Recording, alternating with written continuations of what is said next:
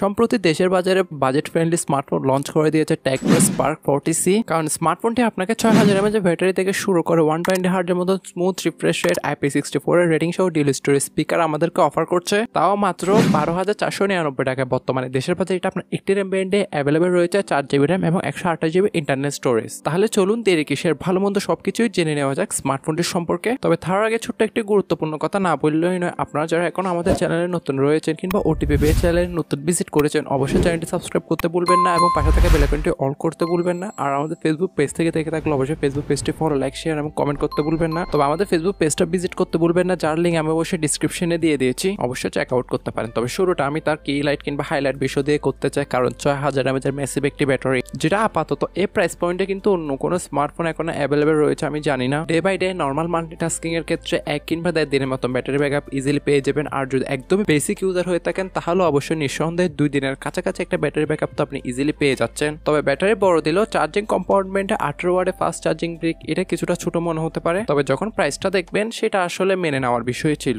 ডিজাইনের ক্ষেত্রে তারা প্রিভিয়াসলি টেকনো স্পার্ক গো 1 এর মতনই রেখেছে, যেটা আপনাকে কাইন্ড অফ ভ্যানিলা আইফোনের ফিল দিবে। ফুল বডি প্লাস্টিক বিল্ডের সাথে আসা স্মার্টফোনটিতে আপনি IP64 এর রেটিং দেখতে পারবেন, যেটা মোটামুটি হালকা পানির ছিটাফোটা এবং ধুলা থেকে রক্ষা করবে। তবে কোম্পানি এটা দাবি করেছে আপনার এটি 1.5 মিটার পর্যন্ত ড্রপ রেসিস্ট্যান্ট। ডিসপ্লের ক্ষেত্রে এতে ফ্রন্টে ব্যবহার করা হয়েছে 6.67 ইঞ্চি মাপের HD প্লাস রেজুলেশন একটি IPS LCD প্যানেল, যাতে রয়েছে 120 হার্জের মতো ফাস্ট রিফ্রেশ রেট। তবে বেসিক্যালি এই প্রাইস পয়েন্টের মধ্যে আমরা HD প্লাসই দেখে থাকি, খুবই কম স্মার্টফোন আছে যেখানে ফুল HD প্লাস ইউজ করা হয়েছে। তবে আছে অ্যাভেলেবেল অলরেডি রয়েছে কিছু কিছু স্মার্টফোনে। তবে 120 হার্জের রিফ্রেশ রেটটা অথেন্টিক ভাবে পাবেন না, আপনি 19 হার্জ থেকে কিছুটা ভালো পাবেন আর কি। পাশাপাশি 700 নিটসে পিক ব্রাইটনেসটা ইনডোর কন্ডিশনের জন্য ঠিকঠাকই বলবো, বাট আউটডোর কন্ডিশনের জন্য কিছুটা প্যারাদায়ক। তবে ডিসপ্লে কালার ক্যালিব্রেশন মাল্টিমিডিয়ার ক্ষেত্রে কিছুটা আপনার চপি লাগতে পারে, যেহেতু HD প্লাস রেজুলেশন একটি ডিসপ্লে। তবে বস মাল্টিমিডিয়া এক্সপিরিয়েন্সটাকে দারুণ রাখার জন্য এখানে 3.5mm হেডফোন জ্যাকের গর্ত থেকে শুরু করে ডিউল স্টোরেজ স্পিকার সহ পাচ্ছেন। আর পোর্টস এন্ড বাটনের ক্ষেত্রে যাবতীয় সবকিছুই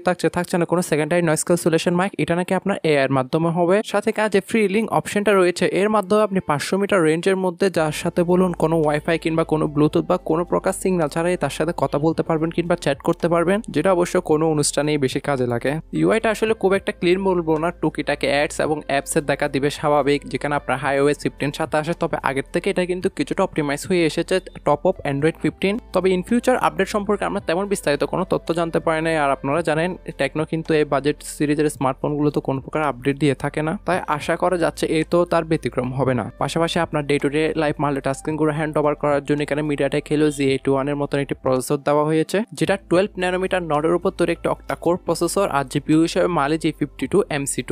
অল ওভার প্রসেসরটি এক বাক্যে বললে এটা গেমিং এর জন্য না, আপনার ডে টু ডে মাল্টিটাস্কিং কিংবা টুকটাক লেভেলে 2D যদি গেমিং করে থাকেন তাহলে মোটামুটি ভালোভাবে হ্যান্ড ওভার করতে পারবে। যেহেতু দেশের বাজারে এটা জাস্ট একটি র্যাম ভেরিয়েন্টে 4128 অ্যাভেলেবেল পাবেন, তাই এখানে মিনিমাম 6GB দেওয়া উচিত ছিল তাদের। তবে 4GB আরো ভার্চুয়ালি র্যাম এক্সপেন্ডেবল করতে পারবেন, সেটা আহামরি খুব একটা কাজে আসবে না। ইউআইতে আমরা কিছু টুকিটাকে AI ফিউচার দেখতে পারবো, তার সাথে ব্যাকে দেখতে পাচ্ছেন ডিউল ক্যামেরা সেটআপ। তবে কাজের সেন্সর একটাই 13 মেগাপিক্সেলের মেইন সেন্সরটি, আর সেকেন্ডারিতে যেটি দেখতে পাচ্ছেন এটা আপনার একটা IR ব্লাস্টার, সাথে ফ্রন্ট ফেসিং 8 মেগাপিক্সেল একটি central punch selfie camera. All over back camera quality proper light কন্ডিশনে মোটামুটি ভালো ছবিগুলো তুলতে পারেন অ্যাজ কম্পেয়ার টু অন্য 10টার মতনই ছিল। ছবির কালার ডিটেলস ব্রাইটনেস এগুলোতে কিছুটা ঘাটতি রয়েছে, তবে ছবিগুলো কিছুটা কালার বুস্টেড ছিল, যেটা মোটামুটি ভালো লাগতে পারে। আর ব্যাক ক্যামেরা দ্বারা সর্বোচ্চ 1080p 30fps ভিডিওগুলো শুট করা যাচ্ছিল, যেহেতু OS নাই তাই ভিডিওগুলো বেশ শেখে হচ্ছিল। অল ওভার ক্যামেরা কোয়ালিটি এ বাজেটে অন্য 10টার মতনই ছিল।